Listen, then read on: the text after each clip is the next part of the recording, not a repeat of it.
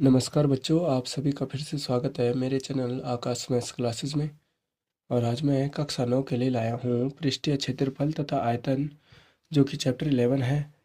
इसका एक प्रश्न है हमारे पास कि एक घनाभ की लंबाई, चौड़ाई और ऊंचाई हमारे पास दी है। 21 सेंटीमीटर लंबाई है, चौड़ाई है 12 सेंटीमीटर और ऊंचाई है 6.5 सेंटीमीटर है।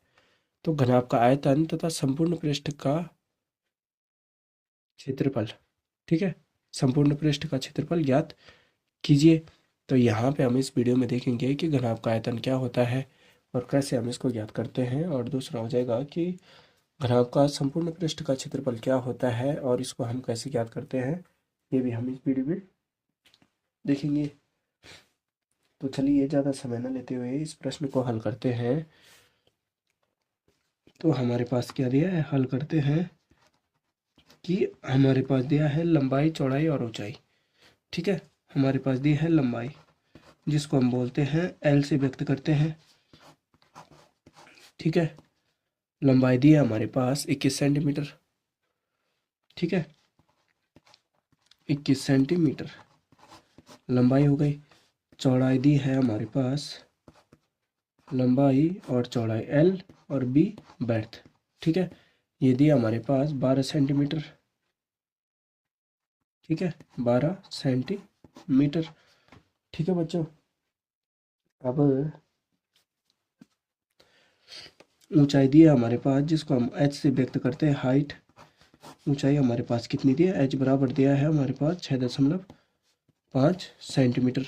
तो हमें इन तीनों के मानों के अनुसार ही हमें क्या करना है, घनाभ का आयतन तथा घनाभ का संपूर्ण पृष्ठ का क्षेत्रफल ज्ञात करना है। तो चलिए पहला टॉपिक करते हैं हल, कि घनाभ का आयतन क्या होता है। और सूत्र लिखने से पहले आप सभी का फिर से स्वागत है। और अगर आप मेरे चैनल आकाश मैथ्स क्लासेस पर नए हो तो मेरे चैनल आकाश मैथ्स क्लासेस को सब्सक्राइब करना और अपने दोस्तों के साथ शेयर करना मत भूलिएगा। तो हमारे पास घनाभ का आयतन क्या होता है, लंबाई। ठीक है, जिसको हम बोलेंगे, चलिए हिंदी में लिखते हैं, लंबाई एल गुणा लंबाई के बाद चौड़ाई। ठीक है, जिसको हम बोलते हैं बर्थ, गुणा ऊंचाई, जिसको हम बोलते हैं ऊंचाई, जिसको हम क्या बोलते हैं, एच से व्यक्त करते हैं। तो लंबाई, चौड़ाई और ऊंचाई से हम इसको हल करते हैं, तो ये हो जाएगा। ठीक है ना। तो एल गुणा बी गुणा एच होता है। तो हमारे पास लंबाई है 21 सेंटीमीटर।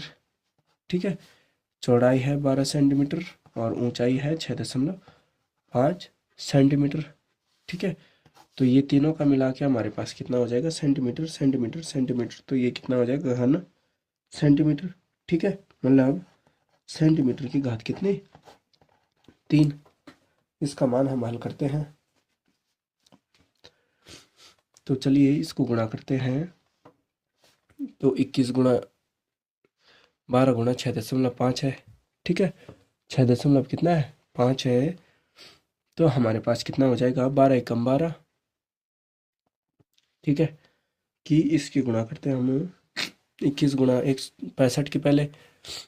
तो 21 दूनी 42, 21 33 60, 21 चौका 84, 21 पंजे 105 को 5, 21 पंजे 105 को 5 हासिल 10, और 21 पंजे 105, 21 छक्का 126। तो 126 में 10 जोड़ते हैं तो 136 होता है। तो 136.5 गुणे 12। ठीक है, तो ये कितना हो जाएगा, ये हो जाएगा हमारे पास 12 पंजे 60, और 12 पंजे 60 के बाद 12 छक्का 72, और 6 कितना होता है, 78 को 8 हासिल 7। ठीक है, 12 तिया 36 और 7 कितना होता है, 36 और 7 होता है हमारे पास 43। ठीक है, 36 और 7 कितना होता है, 43 हासिल 4, और 12 एकम 12 और 4 16। ठीक है, तो 1638.0 है, तो जीरो से हम क्या कर देंगे कि दशमलव को हटा देंगे। ठीक है, तो हमारे पास कितना हो जाएगा, 1638 घन सेंटीमीटर, क्योंकि हमारे पास तीनों के मान है जो वो सेंटीमीटर में है। ठीक है, तो ये भी घन का हो गया और ये भी घन का हो गया, तो ये हो जाएगा हमारे पास 1638 सेंटीमीटर घन सेंटीमीटर, सॉरी। ठीक है, अब चलिए पहला हो गया, अब करते हैं दूसरा, कि घनाभ का संपूर्ण पृष्ठ का क्षेत्रफल। तो इसको लिखते हैं घनाभ का संपूर्ण पृष्ठ। ठीक है, संपूर्ण पृष्ठ। तो ये कितना होता है, ये होता है दोनों भुजाओं को जोड़ के 2 गुणे क्या होता है, लंबाई L गुणा चौड़ाई, लंबाई गुणा चौड़ाई धन चौड़ाई गुणा ऊंचाई धन ऊंचाई गुणा चौड़ाई। तो जिसको हम बोलते हैं HL या LH। ठीक है, हम इसको क्या करते हैं कि लंबाई गुणा चौड़ाई, चौड़ाई गुणा ऊंचाई, ऊंचाई गुणा लंबाई। ठीक है, तीनों भुजाएं आ गई। ठीक, ये हो गया। तो अब हमारे पास कितना हो जाएगा, ये हो जाएगा हमारे पास कि इसको गुणा करते हैं तो हमारे पास कितना होना चाहिए, 2 गुणे क्या हो जाएगा, लंबाई गुणा चौड़ाई है, तो लंबाई कितनी है 21 है गुणा 12। ठीक है, धन चौड़ाई गुणा ऊंचाई 12 गुणा 6.5, 12 गुणा 6.5, फिर धन कितना हो जाएगा। ठीक है, तब हो जाएगा 6.5 गुणा 21। ठीक है, ठीक है बच्चों, ये हो गया। तो इसको हल करते हैं तो 2 गुणे कितना हो जाएगा, 12 एकम 12 को 2, 12 दूनी 24 और 1 25।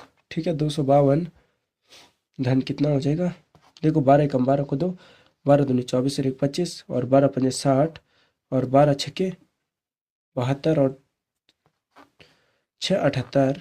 ठीक है, ये हो गया दशमलव का इतना। धन कितना हो गया, 21 पंजे 105। ठीक है, 21 गुणा 65 कितना होता है, 13.65, 136.5। ठीक है, 136.5 हो गया। तो 21 पंजे 105 और 21 छक्का 126 और 10 136। तो तब कितना हो जाएगा कि 252 78 और ये हो जाएगा 2 गुणे कितना हो जाएगा 252 और 78, तो दशमलव से तो ये हट गया हमारा। ठीक है, ये इसका हटा तो ये कितना हो जाएगा 5 और 2 7। ठीक है, 8 और 2 10 और 5 15। ठीक, 8 और 2 10 और 5 15, हासिल 1, 5 और 7 और 5 12 और 12 और 6 18। ठीक है, इसको रफ में जोड़ते हैं कि हमारे पास कितना हो जाएगा 252 78। इसको जोड़ते हैं, ये हो जाएगा हमारे पास 252। ठीक है बच्चों, ये हमारे पास 252 78। ठीक, और 1300 हमारे पास कितना है 1365। 1365 है, इतना है। ठीक है, तो ये 5 तो ऐसे ही रहेगा। अब इसको जोड़ते हैं तो 8 और 6 12, 8 और 6 14 और 2 16 को 6 और 7 और 3 10 और 5 15 1 16, 2 1 3 और 1 4 46 दशमलव कितना हो रहा है, ये हो गया हमारे पास। ठीक है, तो इसका योग टोटल कितना हो जाएगा हमारे पास, इसका योग हो जाएगा हमारे पास, इसको सरल करने पर हमारे पास कितना हो जाएगा 933। ठीक है, ठीक, कि इसको सरल करते हैं तो ये योग आया हमारे पास 466। ठीक है, 0.5। तो इसको सरल करते हैं तो हमारे पास कितना हो जाएगा, इसका योग हो जाएगा हमारे पास कि देखिए 2 पंजे 10 को 0। ठीक है, 2 छक्के 12 1 13, 2 छक्के 12। ठीक है, 6 दूनी 12 और 1 13 और 2 चौको 8 और 1 9, तो 933 हो गया। ठीक है, दशमलव का है 0 तो ये कट जाएगा। ठीक, तो हमारे पास इसका मान कितना आ जाएगा, ये माना जाएगा हमारे पास 933। ठीक है, वर्ग सेंटीमीटर। ठीक है, 933 वर्ग सेंटीमीटर हमारा इस प्रश्न का उत्तर आ जाएगा। ठीक है बच्चों, तो इस प्रकार इनको हल करते हैं और उम्मीद है आपको मेरा ये प्रश्न समझ में आया होगा। और अगर आप मेरे चैनल पर नए हो तो मेरे चैनल को सब्सक्राइब करना और अपने दोस्तों के साथ शेयर करना मत भूलिएगा। धन्यवाद बच्चों।